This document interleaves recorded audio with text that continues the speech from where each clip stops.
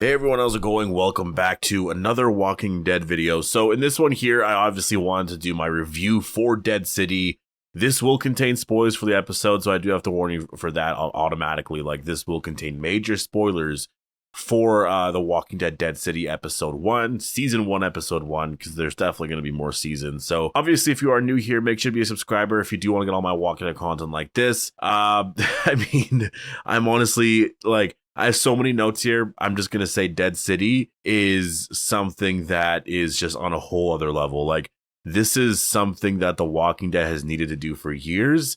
I can't believe we have a show that, is just this amazing quality wise. Like, I'm thinking of so many of the scenery shots of just Maggie in a truck, just sort of driving around, going to a bar or whatever. Like, there's a lot of shots like that where you can just really feel that the budget is really big for this show. And there's such a difference with this show. Like, there's a shot where Negan and Maggie and this newer character named Ginny are just sort of around a campfire, and it doesn't feel like older Walking Dead episodes when they were sitting around a campfire. It actually feels very, very modern. It just feels different. And that's what I'm going to say. This show feels so different, but it's good different. It is extremely good different. So yeah, let's get into the episode here. So this episode begins with Maggie watching over, I guess, Manhattan, lower Manhattan, and we do see a lot of walkers. She angrily kills a walker in this scene here. And, this being the first shot of the episode and of the show, I think is really perfect. It really does show how cinematic the show is going to feel. This feels a lot like, I think, how the Rick movies were probably going to be done, right? Like, that's just how this show overall feels. It's something that I couldn't really picture. I couldn't picture how this show was going to look, and the opening credits just absolutely blew me away. I was not expecting what we saw, and the opening credits as well, obviously really amazing. It does tell a story of New York City, and we do learn this story in this episode as well, because obviously the government, they destroyed a few places like Atlanta and LA. New York was one of them. They destroyed all the bridges. So whatever was left in New York City has just been there for that long. And the opening credits really do tell a story about that. I will do a video breaking this down more in depth because there's a lot here. But just for the sake of the review, and I don't want this review to go like 20-30 minutes, I'm just going to sort of keep going throughout the episode. We do see Maggie arrive at a bar, and immediately we know that she's looking for Negan. And the world feels different already. Like, it just feels so different. She's out there just in not a gated community or anything like that. She's able to go to a bar and everything's overall fine. There's no walkers around really. And if there are any, I mean, I guess they can just sort of handle them and take care of them right away. Like, the world doesn't feel like it's so much. I don't know how to word this, but it's like people aren't as stressed out anymore and trying to survive. It seems like everyone is overall kind of fine.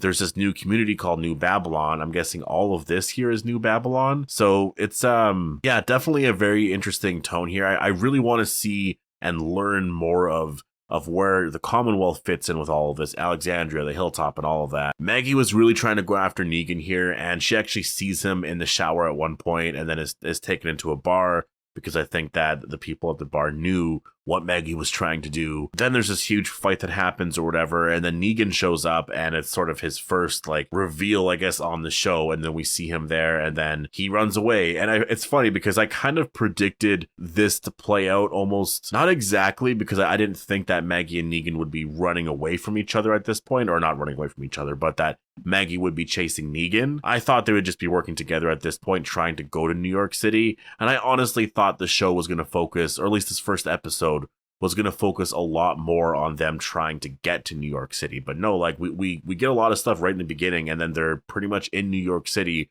for like over half the episode, or at least for sure half the episode. There's also a newer character. Her name is Ginny. She's actually, like, she's not a big part of the episode here. She's mute. I'm not entirely sure what happened. Like, Negan does tell a story there, but it's sort of one of those things where it's like, maybe she just sort of decided to not talk. We'll have to wait and see where this goes. But yeah, she is going to be, I believe, like, I saw the trailer for episode 2 and I guess other episodes, and it seems like she's going to be making a return. Like, she does leave at some point, I think, with Maggie's people. So yeah, she's going to be making a return at some point in the future. In terms of Negan, though, and his family, I mean, he does ignore the question on his family. Maggie actually asks him, like, well, what happened to Annie and your kid or your child or something like that? And he just entirely ignores the question. So I really do wonder what happened. That's a little shocking in my opinion. I really do wonder what happened there. And then in terms of Maggie as well, you know, Maggie, I mean, she was out there, I think she's at a new place. I think there was a new community. I know that they have tried to rebuild the Hilltop. There was some stuff mentioned there with Hilltop where I don't think Hilltop is necessarily entirely rebuilt right now. They may have tried to build something else elsewhere, but I don't think they've entirely abandoned Hilltop yet. And that's sort of the agreement that they make. You know, like to Negan, he's thinking, well, me and Ginny are going to get this place here, and all we got to do is help Maggie. And so that's sort of where they're going there. And then, yeah, the Marshal shows up.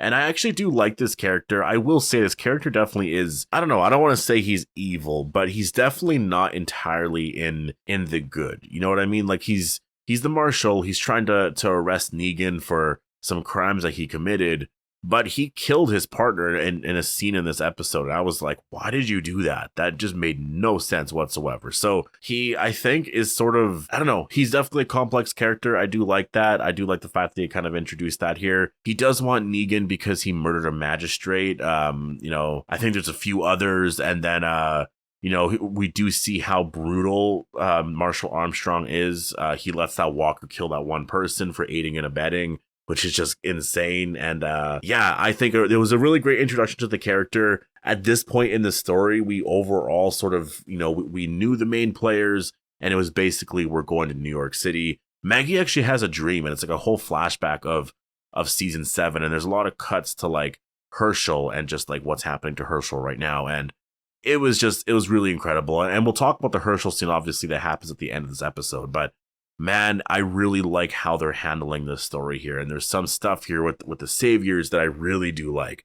I love how they're handling this. Negan in this episode talks about his dad. He said that his dad, he wanted to bring him to the Statue of Liberty, but something came up and I guess he didn't. And yeah, you know, it's one of those things that is just sort of, it is what it is. You know, it's unfortunate. And so for Negan, he's going to be seeing the Statue of Liberty, I'm sure, at some point in this series. Like, I'm sure it's going to happen. And yeah, that was kind of a cool reference there.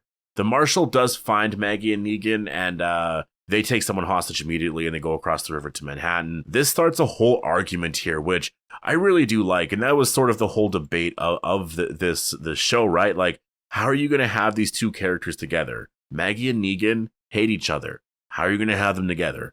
And I like the fact that they really do bring up the main points of everything there. You know, Negan actually says here, how many husbands and fathers have you killed? And Maggie's like, well, what you did was different. And I don't know about that. It's not entirely different. Like, you could say it's a little more, you know, I guess graphic, or, you know, the whole scene there in general was really crazy. But like, people have done so much worse. And I think for Maggie, she just has to sort of understand that the only reason why it's worse for her is because it affected her. But, you know, they're all the same. And so I like the fact that he did bring that up. They do make it to New York City. And as soon as they're there, like, I got this really creepy, eerie feeling from all of it. Like, honestly, it really felt like there was just something off about the city. You know, there was walkers falling from the sky immediately. And that was, first of all, just awesome. Like, that was just an awesome thing, because I guess no one's really in the streets. Nobody's really there in New York. And then the second people are making noise and stuff like that, obviously walkers are going to start to walk off the buildings and follow the noise. And so you just have all these walkers falling from the buildings, and they're just like, oh, and having to run and hide.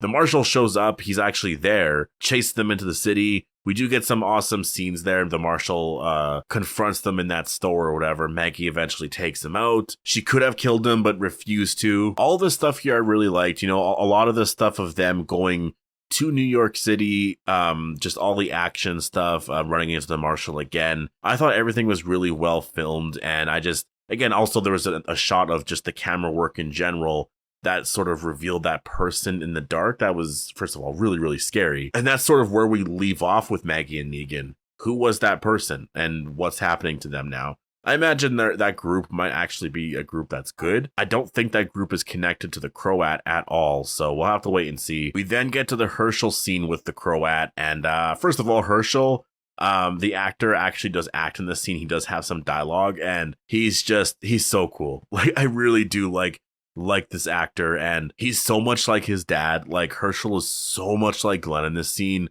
It's awesome. It really is, because obviously before this, Herschel was really young, and at this point, I think he's probably about 14, 15 years old now. So it's really cool to actually see that. It's so cool to just have Maggie and Glenn's son be, grown up and just having lines of dialogue like this, and having, I guess, just being in a more serious scene like this. Like, it was really cool. And the Croat, I'm just going to say the Croat is nuts. The Croat is a very, very interesting villain. There is a lot to this guy. I mean, he enjoys really twisted things. First of all, no parkour walker. That was actually a person. I actually saw somebody mention that. I don't know if that was in a Q&A or if it was just a comment or just someone posted something on Twitter.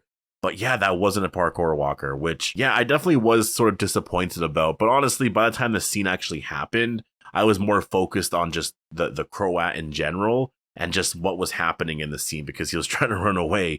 He goes on a zip line. So we did actually get zip lining in this episode. The Croat cuts the rope down, and then I guess that person just sort of falls from the building onto the ground.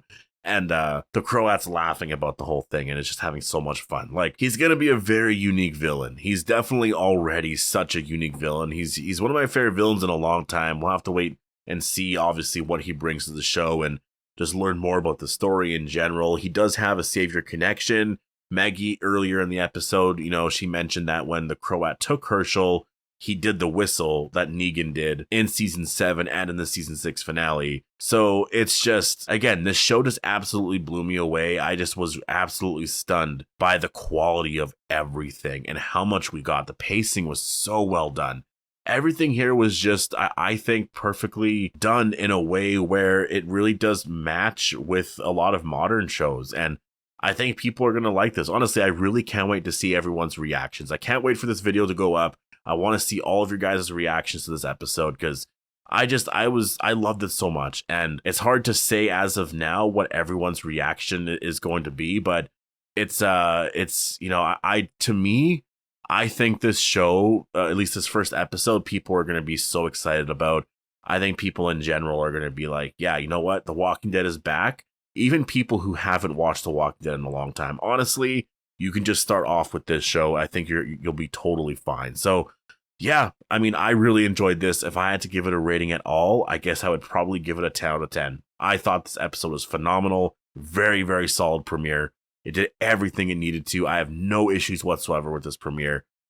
Best episode of The Walking Dead I've watched in a very long time. So anyways, hope you guys all enjoyed the video, and stay tuned for my trailer breakdown for episode 2 coming very soon. And I guess that is sort of for other episodes as well, but I'll try to focus more on episode 2 and what I think is going to happen there. But yeah, anyways, hope you guys all enjoyed the video, and I'll see you guys in the next one.